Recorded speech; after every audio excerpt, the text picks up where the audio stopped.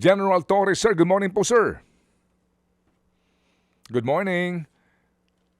Hello. General, hello? Opo, ang ating GM ng MMDA. Good morning po, sir. Good morning, Manong Ted. Opo, good morning good morning. sa inyo mga tagapakinig. Opo, ano po nangyari kahapon, sir? At nagkabuhol-buhol ang traffic dyan po sa EDSA, sa may bandang, hanggang sa may bandang Taft Avenue, Buendia, etc. Ano ho nangyari, sir? Chine-check natin, sir, yung ating mga pumping stations dyan. At joint kasi ang gamit niyan eh. Ang nakita natin kahapon, may pumping station at saka may mga barado tayong inlet. So, we're trying as much as possible kasi na-i-clear ang mga to. May mga nakita rin tayo na mga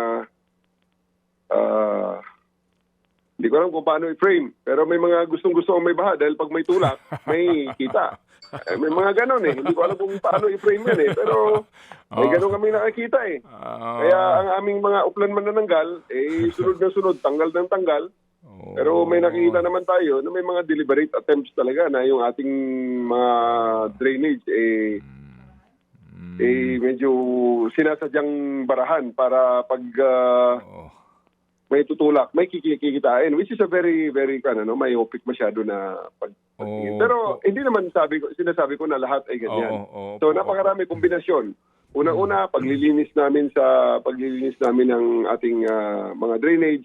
At kahapon, tinitingnan natin ang efficacy ng ating mga pumping station. Okay, sige po. So, sir, ngayon po, ano ang inyong mission? Para ho natin malaman lang ano ang magiging tugon dito sa nangyari nga kahapon ng MMDA doon sa binabanggit nyo na masasamang loob, no, na sinasadyang barha ng mga drainage para nga bumaha at ilang pang mga problema.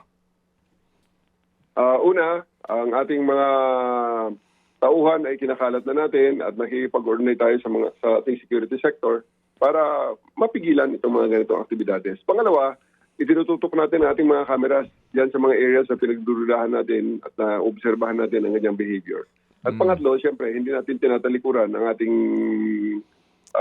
obligasyon dyan na talagang linisin ang ating mga estero, ayusin ang ating mga pumping station, at siguraduhin ang mga pagbaha ay mabilis lang na mag-subside. Okay, sige po. Ngayon sa visuals po namin sa ating television, ang tindiho ng ibang parte ng EDSA as in halos hanggang tuhod na yung inaabot ng baha, no? Ganon.